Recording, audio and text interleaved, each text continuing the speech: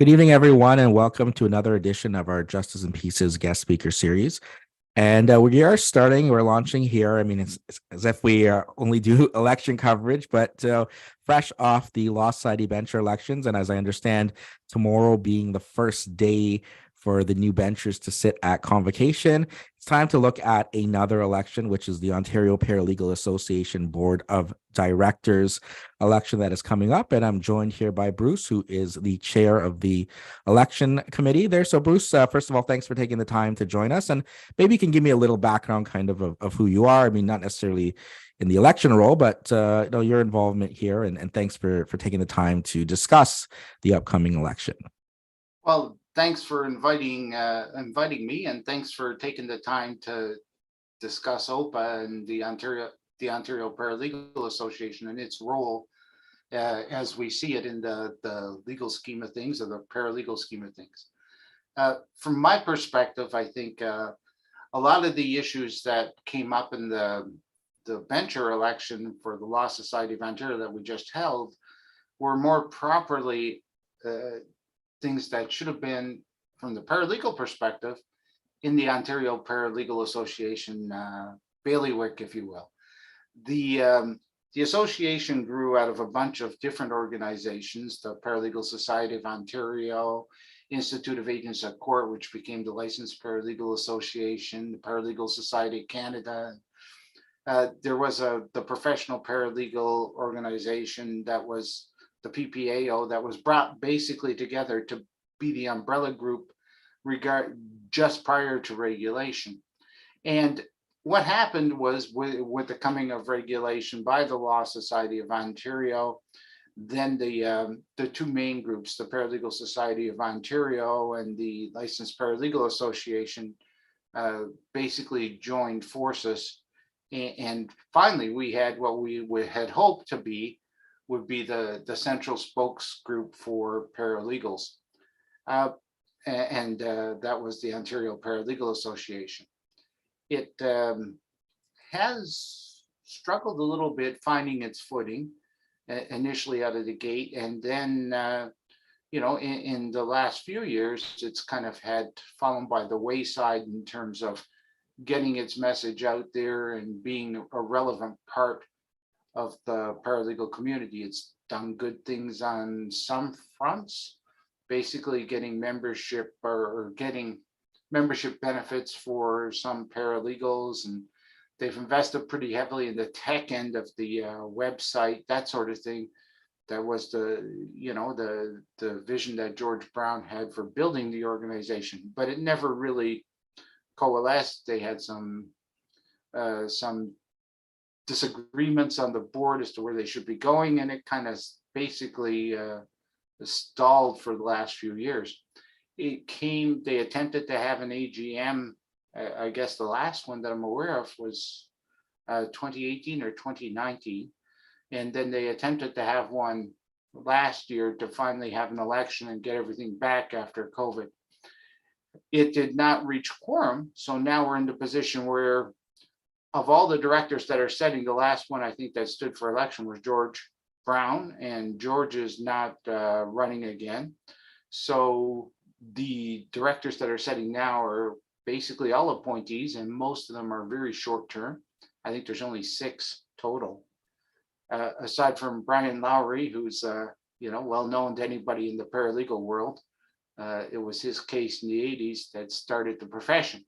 So if he hadn't taken it on and taken the Law Society on one, there wouldn't be a licensee or licensed body to be had. But most of the directors are basically, I wouldn't say neophytes, but they're not the experienced OPA or Paralegal Society of Ontario or licensed paralegal people that we had maybe 2 decades ago. And that's okay. That's it gives us a lot of opportunity now, because we can now elect a new board.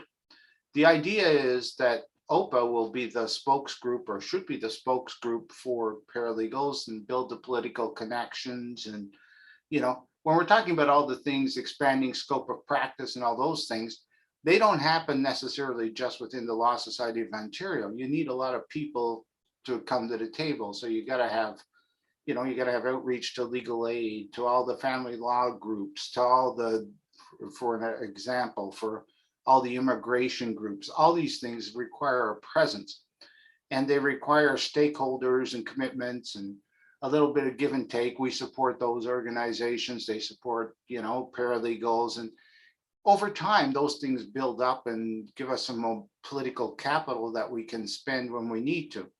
I think that was missing when we saw the attempt to get the family law license through, and it's as recommended by the committee. We just didn't, as a profession, have the political clout that was required to force it through. And it was sad to see that, but essentially that's what happened. And that's the sort of thing where an OPA really shines when it's working well. So you have a long-term strategic plan, a mid-range, you have a short-term. That would be something that the OPA would have. And it would, the Law Society, we have to lobby there. We have to build the connections within the Law Society, not just through the benchers, who are the critical pieces on the floor, but also with the judiciary, with all the people that are there, so that when the time comes for people like the Attorney General and the Law Society to consider paralegals, we've got some political capital that we can spend. We've got some profile, and that's where OPA really would shine. They've done pretty good, I think, on occasionally on the CPDs, and they can certainly do that. They have the infrastructure, I think, on the website now to do it if they connect the technical support people, get them back in. They can do, for instance, the insurance things, getting us access to like Quick Law for something less than $1,000, to buy in. So making those things available to paralegals are important, and that's part and parcel. But the big job I see them as is basically the political entity that we need, the spokes group that gets out there, that talks in the press for us, that pushes for areas of practice, that pushes our presence for legal aid, that does those things. And that's where OPA comes into being, right? And some people say, well, maybe, it's a regulatory body. Well, you know what? That ship, I'm not going to say it's sailed, but unless you've got a strong organization, there's no sense ever discussing that. That's not where you're going to go. You have nobody there to do it. So you need an organization that plays well in the sandbox now and can push the boundaries of the sandbox in ways that, for instance, if you're a Law Society venture, you can't. Law Society ventures, first of all, have a public interest, and then they have a fiduciary duty to the Law Society itself as well, all of which comes before you get around to promoting the interests of paralegals. So OPA is strictly that. They need to be promoting the interests of paralegals and building that community.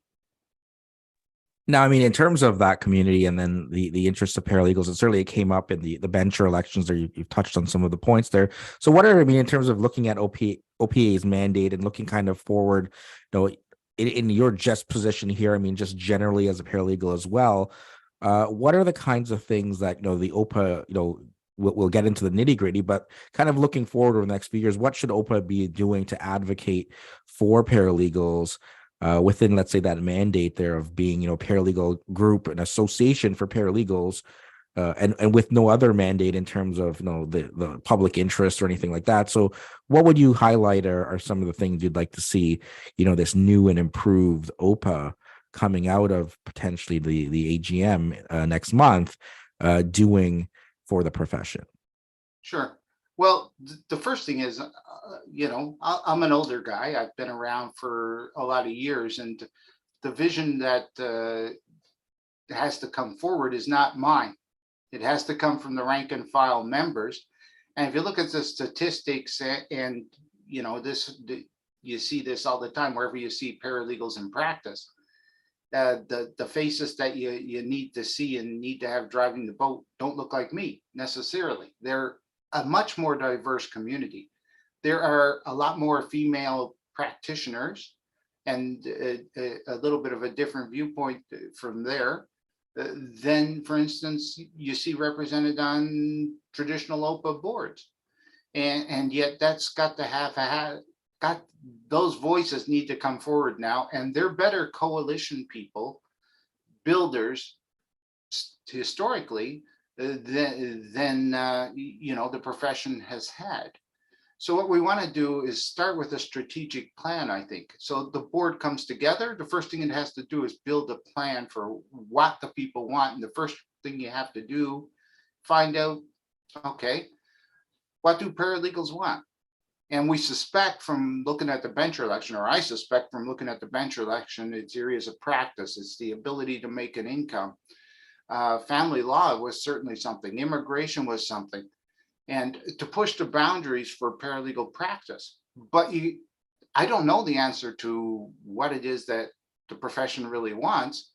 But what it does need is it needs people at the top that, first of all, go out and find that out and build the strategic plan around it. I've made some attempts previously to try to get a strategic planning thing started, and it kind of ran into COVID. But I think that's where you have to start. You have to ask paralegals what it is that we see out there. And you invite in the stakeholder groups as part of that process, and you build it. And then you build that plan and you work that plan, and it's a living document. I think you see a lot of organizations, starting with the Law Society, that do that. Now, I guess then that begs to the next question. There's how can someone become a member of the Ontario Paralegal Association, and what are the various types of memberships? I don't know if you have like the costs and what that entails, and I know you've touched on some of the other benefits like CPDs and quick law and things like that, but maybe you can kind of give us a little rundown of how can someone join, and what are the sort of cost points and some benefits there of joining and being part of the OPA. Sure. I think there's a student membership for a limited amount. I think it might be $25. I'm not sure if that's still there.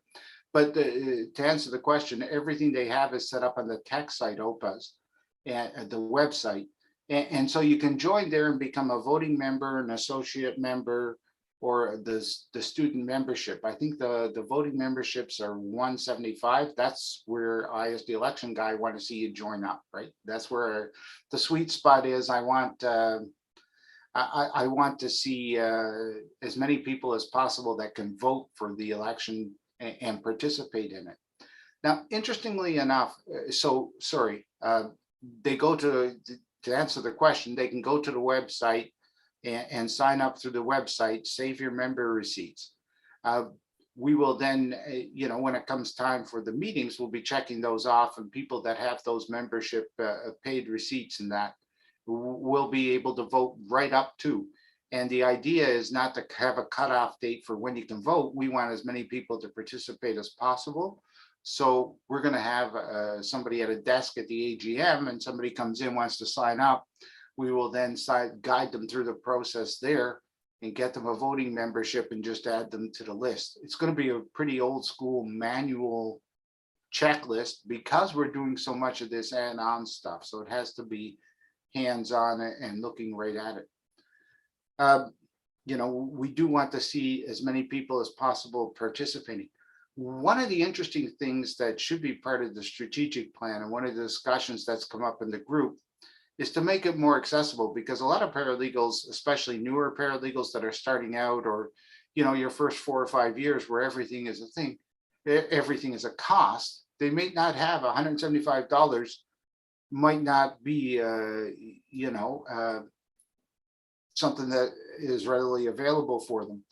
And that's where I think Mr. George's vision was to make it so that the membership became cost effective. So you get your insurance cheaper, you get this cheaper, you get that cheaper. So it makes it worthwhile to join, which is one pull for membership for sure. But the other part of it that should be discussed by a strategic plan, or my thinking is, if you have an executive director, you look at the organization as a whole and the profession as a whole, and you say, okay, well, we can do CPD to raise money. We can do this to fundraise. We can do that to fundraise. And all those things can drive membership down as well as promote the profession, right? So that's one of the things that I'd like to hear members talk, or candidates talk about. is like, look, how do we, how can we as a society do these things? So maybe, you have dinners or something like that, where the more established paralegals maybe can afford to do a plate and fundraise for the society. And that will offset some of the membership costs at the other CPDs. Some people will need them, and that can offset. So those are things I'd like to see discussed. But the short, quick answer is sign up as a voting member if you possibly can, online, save the receipts and bring them in, and we'll get you sorted out at the AGM or online, and we'll make sure that they get the vote as well. So I guess in terms of being a member, that you have it's an annual membership. So regardless of what time you sign, is it kind of, it doesn't get prorated for the year, but let's say, you sign up after you listen to this talk, tomorrow, May 25th, you can be a member till May 24th, 2024. And, you sign up, the day of the AGM, you'd be a member till the following year, or how does that work in terms of membership? No, that's exactly how it works. That's exactly how we're seeing it on the website and the prorates. So it says, yes, your plan is in effect from the date you sign up for 364 more days. So. Okay, so I mean, do you have, I guess, in terms of what the membership is as of, I don't know, maybe today or recently, how many people are, full members that have the right to or the ability to vote in the AGM? So right at the moment, we have it calculated out at 402, which means that quorum for the election will be basically 60 people. It's 15% that we need to vote. So we need 60 voting members to show up. And of course, the more voting members we have, the higher quorum is. But the more voting members we have that are signing up for the AGM, obviously we'll get them in for a quorum. It will help with that equation. There's about 126 associate members who would have to upgrade their membership from an associate to a voting member. And let me just check and see here. I didn't check that price range, but we can check it out right now and see what their what the membership list is, or the prices between the two. So the student membership is 25 a year, and an associate membership is 75 a year. So for an associate member to jump from an associate membership to the voting membership would cost them $100, basically. And then that upgrade would be, for that period of time till the end of their membership. So what is, and maybe you can kind of clarify this, why would you be an associate member versus a voting member, and what's the difference? What's that $100 besides voting at the AGM? What else does that upgrade grant someone that's interested in paying the 175? And looking at it, it seems to be that there's more CPD things available for the voting members as well. You're in the online directory. I see the associate members have some ability to do that, but I think the listings are more geared for the voting people. They've got, let me see what else they've got in here. You're able to archive the CPDs, but as both. So that seems to be the ability to vote. Seems to be some additional discounts that they get. And I'm thinking the online directory. It's more a price thing, I think, for the biggest single difference that I see, though there are some other ones.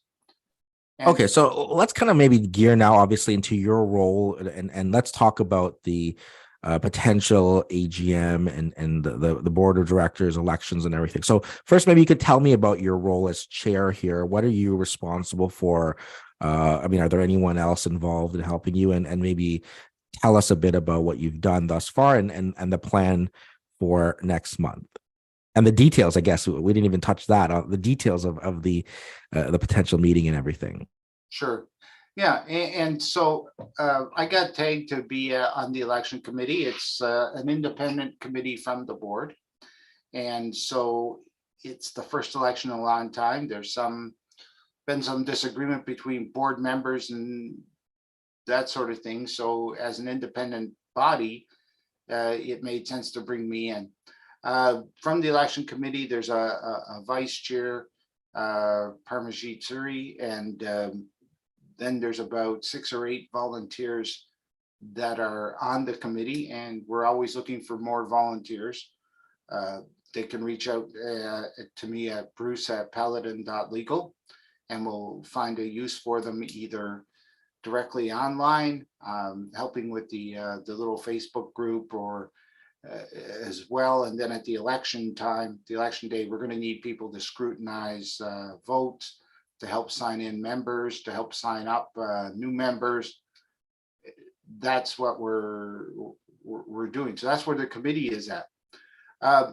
We've had 3 or 4 meetings right now. We've put together the first email blast. We have a second email blast ready to go to try to remind people to come in. We've got the membership list. We went through a couple of the volunteers went through the membership list, took out some duplicates, that sort of thing, and made it so that it's basically we know how many members we have to have for quorum and that sort of thing, and who can vote. They'll be using that same list to add people to it and scrutinize at the election when it comes time.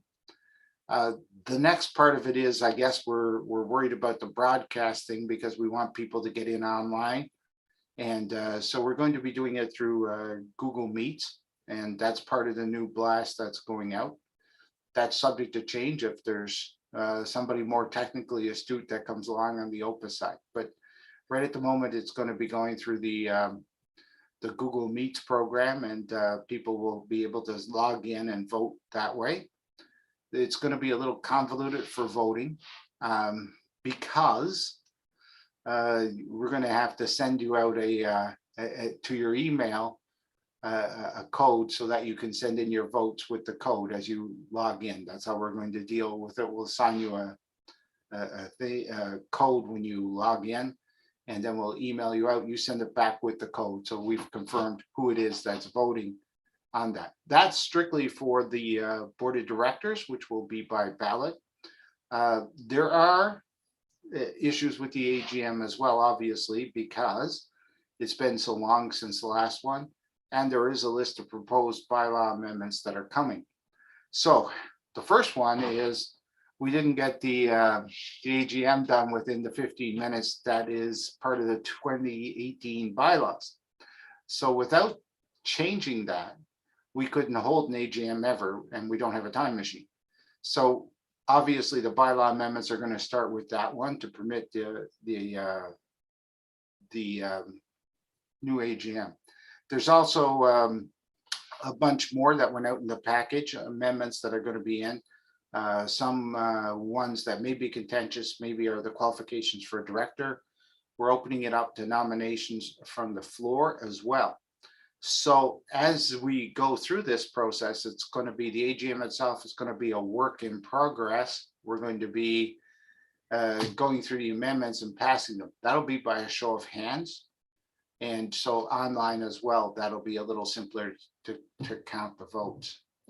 When we get through the bylaw amendments, then we can figure out, we're going to turn it over, open nominations from the floor, get our nominations confirmed, and then close nominations and have the vote so that we can get a board of directors elected, the votes counted during the lunch break, and come back and have the new board take over. That's the plan for the AGM and how we're going to go about doing it.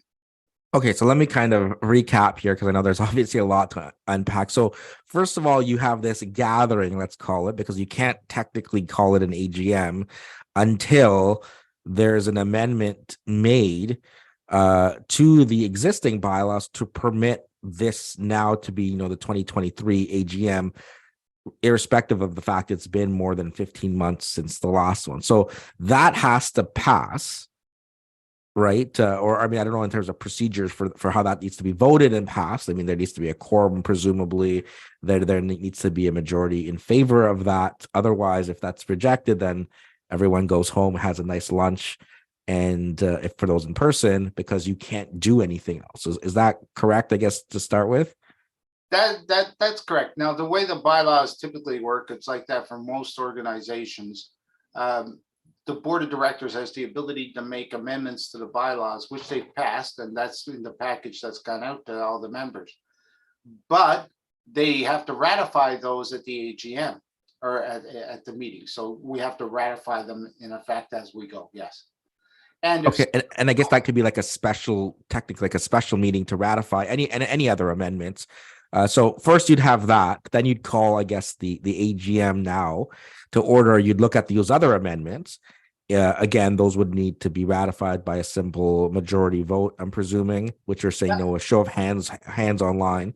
And then you open up the nomination. So people right now who have kind of put their name forward, or I mean, so what's the process of getting nominated, I guess, either in advance of the meeting and then on the floor for anyone that wants to stand for a member as a board of directors?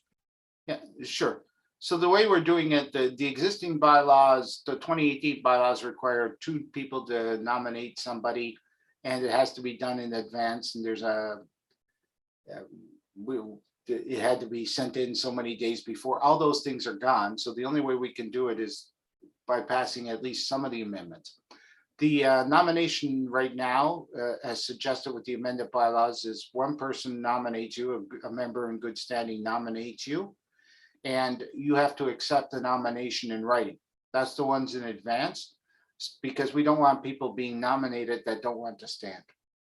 And at the AGM, when it opens up from the floor, it would be the same thing. If somebody wants to nominate somebody, the first thing we would have to do is confirm that that person's willing to stand. When we get the list of people that are willing to stand, add it to the ones we already have, then we'll give them each a couple of minutes to speak. It'll have to be condensed, and we can go to the election. So it's going to be from the floor. It's going to be an open nomination thing. I know it sounds a little bit strange to a lot of people, but the Paralegal Society of Ontario did it for years. I know that that was basically how they, ran their meetings. It was always a very, very much an informal democratic type thing where you nominated from the floor, accepted from the floor, and ran. They did do it in advance, similar to what we're doing now. And then did it from the floor in addition, so that if somebody comes to the meeting and wants to become more involved, then certainly we want to make that an easy process for them. There are, just so we know, there's either, I think the current bylaw is 11 directors and the proposed bylaw is 10. So there will be, 10 positions open for election, I'm anticipating. And, I think we've got about 12 candidates right at the moment confirmed, and I expect we'll have a few more. Okay, so I guess that throws a little bit. I mean, I know you're saying, look, like I expect these amendments, they're going to pass, but if they don't pass, I mean, what are the current rules? Let's say, for example, obviously the first thing that has to pass is the amendment to allow the AGM to even take place. Okay, That's correct. So as it currently stands, what are the elections? So let's say none of the other amendments related to, I don't know them off, I don't know them. I'm not a member or even, eligible to be a member for that matter. But what are the current sort of guidance around the board of directors and electing a board as it currently stands? Because I mean, you're saying, okay, there's 11, but what are the rules for the process there? Because, could that process still be followed if the other amendments are rejected? Not completely, because none of the nominees would meet the requirements, I believe, under the old bylaws. They're not published in advance far enough. That sort of thing is not going on. So there are going to have to be some amendments that go through to allow anybody to be able to stand for the board.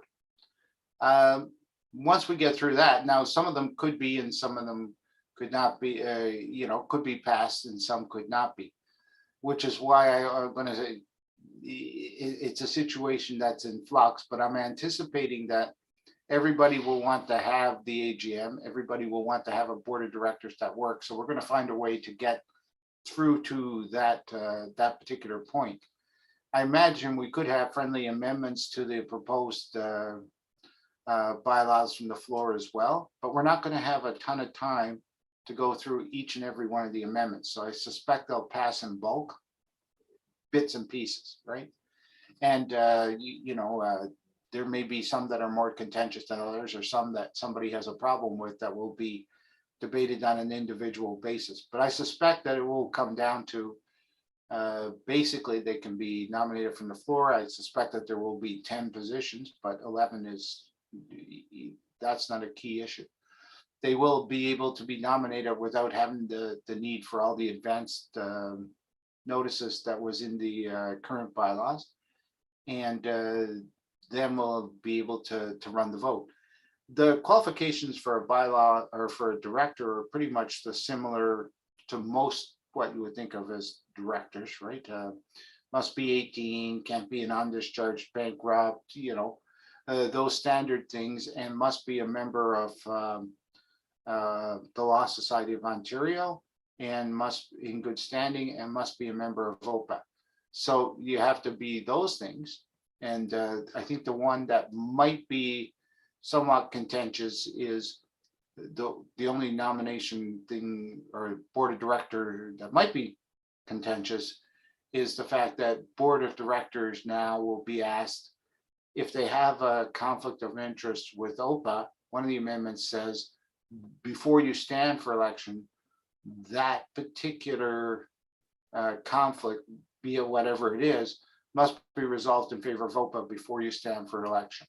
So that one, I expect, will receive some scrutiny. And of course, right after the bencher elections, that's going to be part of it. And there's other issues as well between the various directors that have gone out before. So I suspect we'll have some debate about that particular one. And that, I think, might be the key one that has debate. But once we get to that part, we've already passed the essentials for having an election, which is the most important part. We need the election. Okay, and I guess then, so when is sort of the date? How much time? Sort of, I know you mentioned obviously it's online and in person. So what are sort of those particulars for anyone that is a member? Or I mean, the other thing is anyone that wants to be a member, they can still sign up literally till the hour before the meeting potentially starts. Yeah, we'll have somebody signing them up during the meeting if we can, right? We need as many paralegals as we can on board for this. So we're going to make it as easy as possible to become a member. And sorry, what was the particular thing you were wondering? Yeah, the date, the time, the location, and I know you mentioned Google Meets, but anything else there for anyone that's interested and wants to sort of block it off on their calendar. Sure. It's going to be held June 10th, and it's in North York. Let me just pull up the address for you. And it will be like we talked about. It will be available through Google Meets, but we're also hoping that we get a pretty good in-person contingent, so that we get a chance to do some networking. Now let me just call up the actual spot where we are.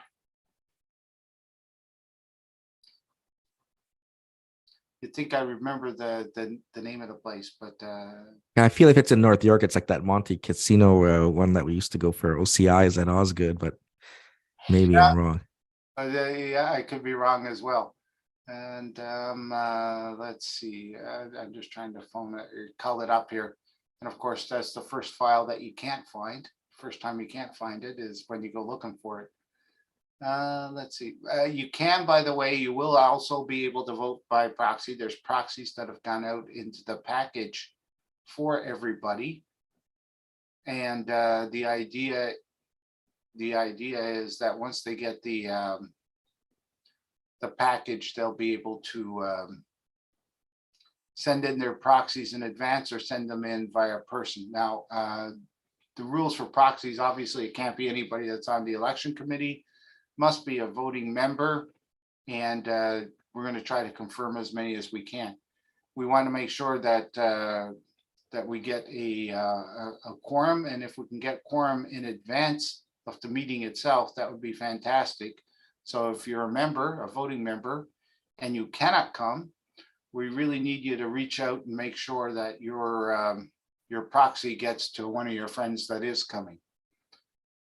Let me just see. And I guess while you're looking at that, I know you mentioned about obviously codes and ensuring the voting where you might have a large contingent voting online rather than maybe getting a proxy. So I mean, what steps are there? I mean, especially because it's very fluid to like the last minute or last second even of who's going to be standing. One, to ensure that process is running smoothly. Two, to ensure that the votes are protected, that no one knows who votes for who, right? I mean, on the floor, I mean, in person, I guess there's probably like a ballot and a box, right? Like a secret ballot type of thing. Maybe you can give me a little bit more particulars there, because I mean, obviously, there's all of this that's happening, and then you get to the vote. Yeah, and one of the things that's going to have to happen is when people send in their email votes, the scrutineers are obviously going to be able to see those, and there's just no way that we can figure out around that where we can actually verify the votes. So unfortunately, that's just one of the things that's going to happen. But the people on the election committee will have to make sure that that information is not just kept confidential, but also preserved if they need it. Now, why can't I find a particular file? Yeah, so once we get through the proxy setup and the election setup, we're very much hoping that the election itself will run a lot like the former PSO ones were. And I know it sounds cumbersome, but it somehow always seemed to work and got through. Now, give me just 1 second here. I'm trying to find the address for it, and I've posted it a million places, and I can't find one. Sorry, guys. So we can circle back, I guess, maybe to those details, maybe at the very end. And then what happens once? No, so is there a range though? I mean, because you said it's 11 currently, and you're looking at maybe making it 10. But is there a range of like how many, like 6 to 10 type of thing? Or if obviously if there's 15, 20 people interested, then you're going to take the maximum the bylaws permit, whether the current or proposed ones. But is there anything like, I mean, like obviously we've had right now, right? I mean, if people have dropped out or they have to be refilled. I mean, I don't know how many current members are on the board as of now, but is there like a minimum requirement, or is 11 just kind of the maximum as it stands now, and then 10 being the proposed new maximum?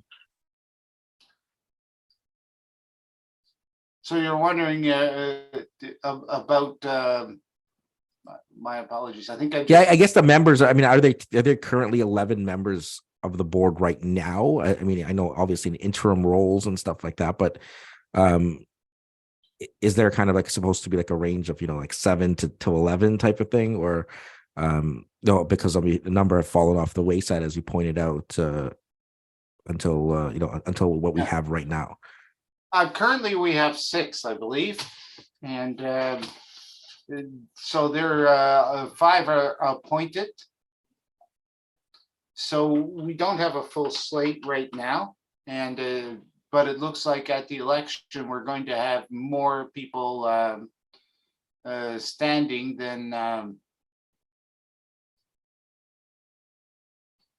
11 or 10, I guess, potentially, so that there would be an election, I guess. Because I guess my question obviously is, if 11 people are standing and there are 11 spots, then all of this becomes moot. Everyone gets elected, or everyone is on the board. So what happens after that board is either elected or appointed, depending on the numbers? How do you determine who the president is, and what are the other officer roles in the bylaws, or I don't know if there's any proposed bylaws to change them, but who makes up that sort of the executive, and how's that process, and when's that done? Basically right after the election, the directors get together and they elect between themselves who the president, vice president, treasurer, secretary are. I think there may be more than one vice president as possible. So they elect basically the board of directors. Then once they're elected, choose their own people to lead. So it's not a direct line to the presidency, if you will. It's one of those ones where everybody goes through the process.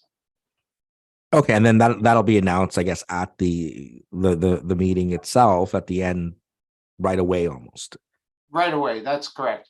So it happens right then. They'll go off once we get the votes counted over the lunch. They'll have a short break, and they will be doing their thing to make sure that they've got everything under control.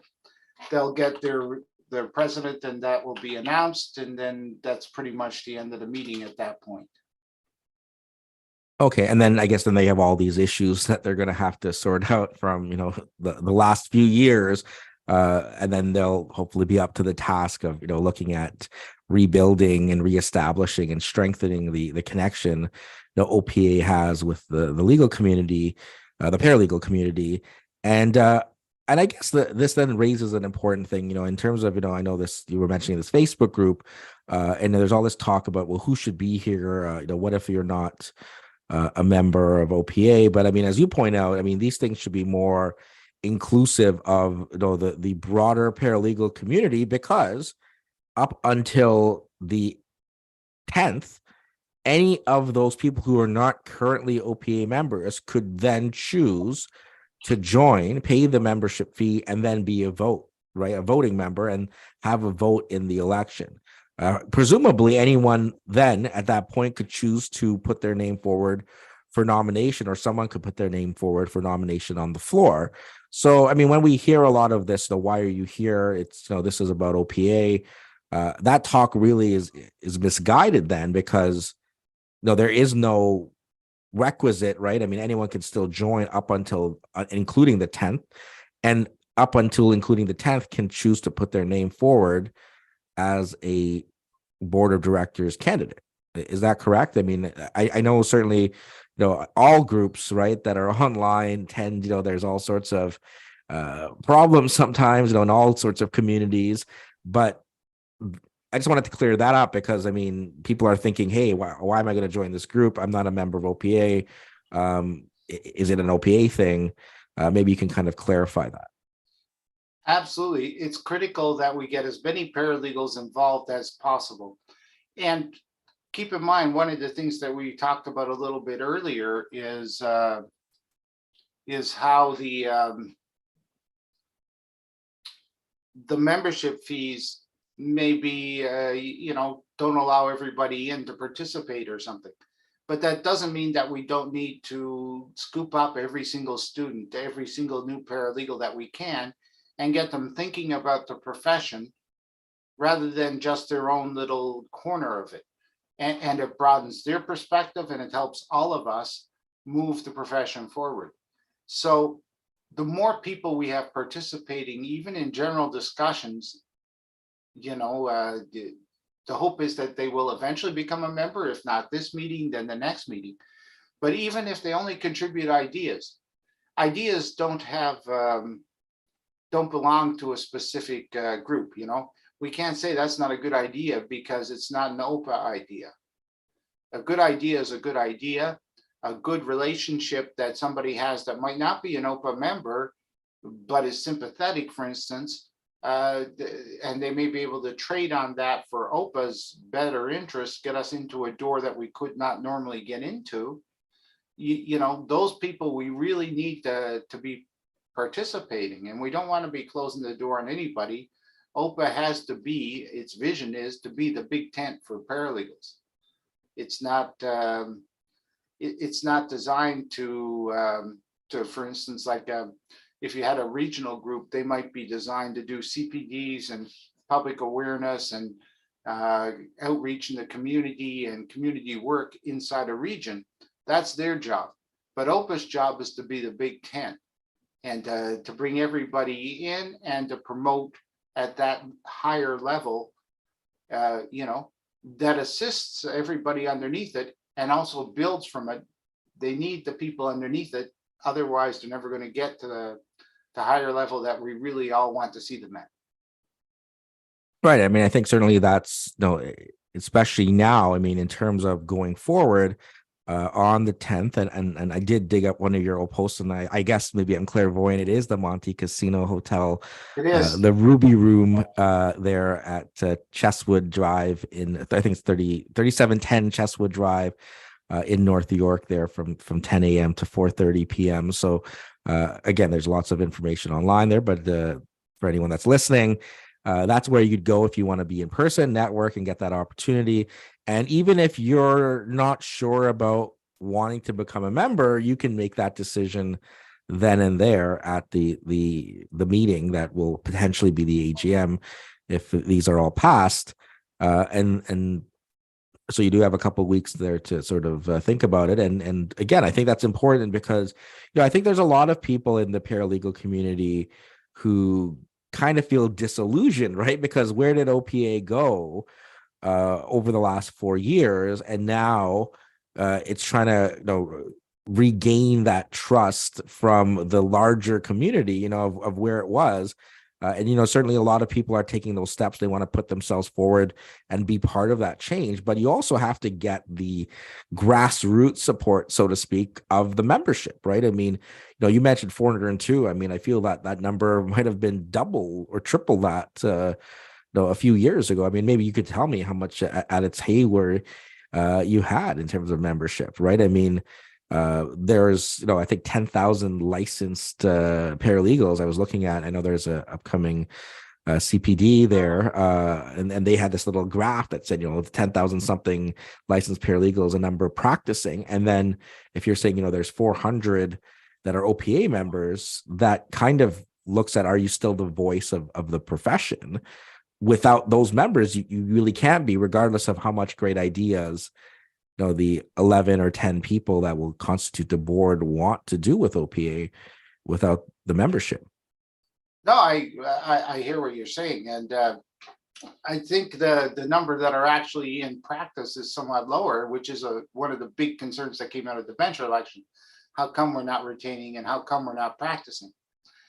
I don't know what the numbers were at the heyday. I suspect they were considerably higher. I can tell you that when the PSO, for instance, which was probably the largest of the organizations, the standalone ones, were going through regulation, we could only find about 1,800 paralegals to put on our mail list. So, that's pre-regulation. So there's a lot more of us now than there used to be, which is probably a good thing.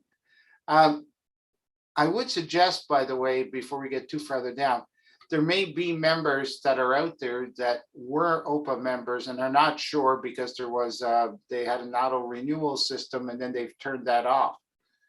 They may not be sure their status and they may be wondering, hey, can I vote? Can't I vote? Do I have a proxy? Don't I have a proxy?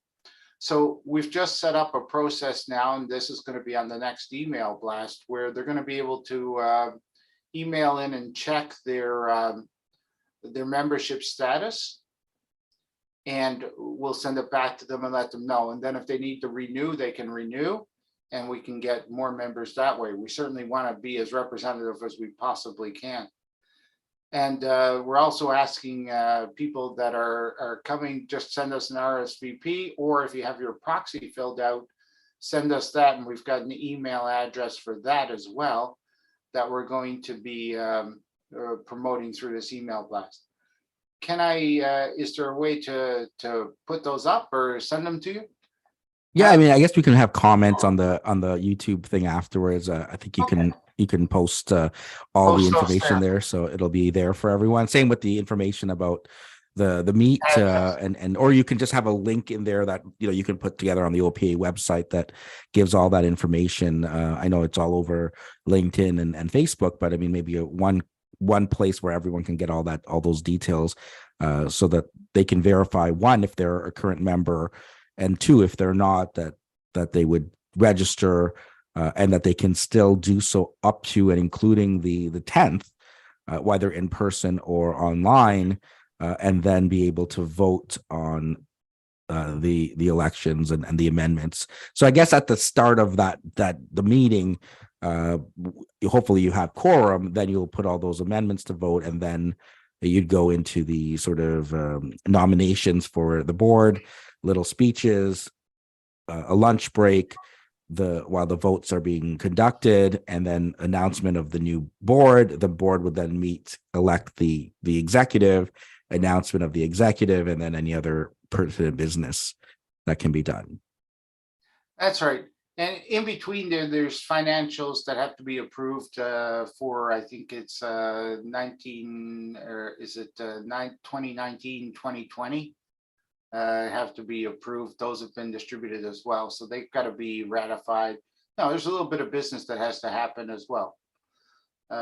Just the nuts and bolts of keeping it, the minutes from the last AGM, that sort of thing have to be run through and approved. But the big thing for sure, I think, for OPA and for the membership is to get this election through, get a functioning board in place, and then they can start taking care of business that we need them to be doing for us. Yeah, because I noticed that the financials you mentioned weren't 2021 and 2022. So I would suspect, with them, maybe this is not in your purview, but I'm sure the new board would have to be dealing with where's all the, the membership money and the funds and, are accounting for those 2 years, because those seem to be big issues otherwise.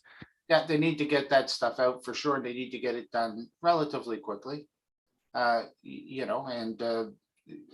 I don't imagine that once they get to it, it's going to go smoothly. It may be a little more problematic than you like, but the fact of the matter is you have to get these things done, and they're going to have to deal with them and come back to the membership relatively quickly for the next AGM. We can't have 3 or 4 years between the next one. The next one should be maybe in 10 months. And the first part of the mandate's going to be getting us back, getting the foundation in order, and putting the wheels in play for the strategic planning and stuff going forward. But that'll be the new board that deals with that. My job is just to make sure that we get a chance to vote for people and that they get a chance to lead the way. So Bruce, any final words there? Anything in terms of this whole process there? I mean, maybe we can do a quick bullet point summary of everything there. So one, I guess maybe address becoming a member for anyone that is a licensed paralegal, what the requirements are, and then two, if anyone's interested in putting their name forward for running for the board at this point, or even up to and including the day of on the floor. And when I guess you say on the floor, I mean, obviously there's a literal floor at the Ruby room there, but even online, is that possible, or do they have to be in person? And maybe, let's just touch those 2 points quickly. That's a quick synopsis of those interested in becoming a member, those interested in running, and then, those details one last time. Sure. Well, for sure, the most, I understand that everybody gets excited about the bencher election because the LSO has a high profile.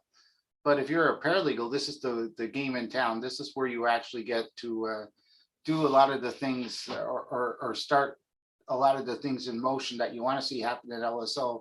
They have to start here, and they'll be built here at an organization for paralegals, not within the tent, somebody else's tent, which is not even the legal profession's tent, theoretically at least.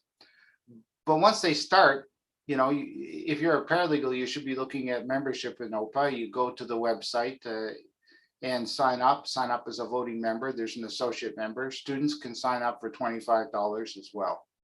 So everybody there's at least some opportunity to get the new folk in.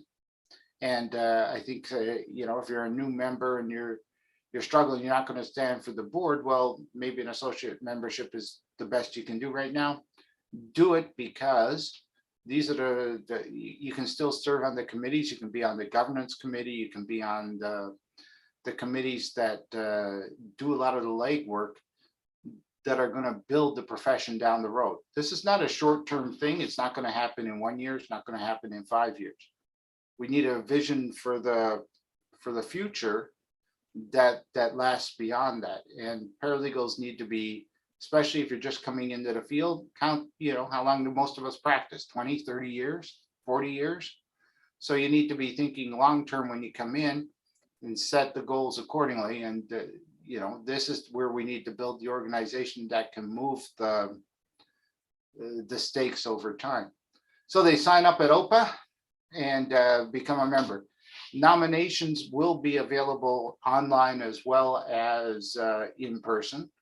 We're going to have to go through the verification process, obviously, to make sure that everybody is a qualified director when they stand. We expect that will be, a little challenging, but we will get through it, and it will be, worthwhile to have a vibrant organization at the end of it. I'm pretty pleased to see the number of people that are starting to stand now. And we're at 12. We're probably, I would think, about 14 or so, because there's a couple of people that have said they're standing and said so pretty publicly, but have not yet submitted. So we're going to see a fair number of people standing for election, and that is exactly what the profession needs. We don't need a bunch of people sitting around the table that all agree with each other, but we do need them, when they sit around the table, to be able to disagree and then raise their hands and vote, and whatever way the vote goes, then work that vote. So that's what we need. We need the diversity of opinions. We need to challenge everything, but we then need to accept the will of the majority and move forward. And that's the way I think paralegals can advance over time. Perfect. So Bruce, last question then, I guess, in terms of anyone that has an interest there, maybe where can they get some more information that's not in audio video format? Sometimes it's easier just to have some information in front of you. How can they join the Facebook group and get any other information of upcoming about the election? Sure. So there is the Facebook group. It's relatively small. Also the Ontario Paralegal Uncensored group has it. But the easiest way to do it is to reach out via email. It's Bruce at Paladin, PALADIN.legal. And just indicate you're looking for more information. I'll send you, along with the packages that we have, I'll send you the link to the two groups where we're seeing some of them, most of the discussion. So you'll be able to not only get the whatever the last email blast is, but we'll also put you in touch with where the discussion's happening. Sounds good. So thanks, Bruce. All the best there with the election and getting everything through. And certainly we can maybe connect again if there's any other questions that come up that people want kind of another quick primer, maybe a shorter condensed version there, maybe next week or leading up to the election on June the 10th. So thanks again for taking the time to talk with me, and thanks for everyone for tuning in. Take care. Take care, and thank you very much for taking the time and allowing us to get the message about OPA out there. Thank you. Okay.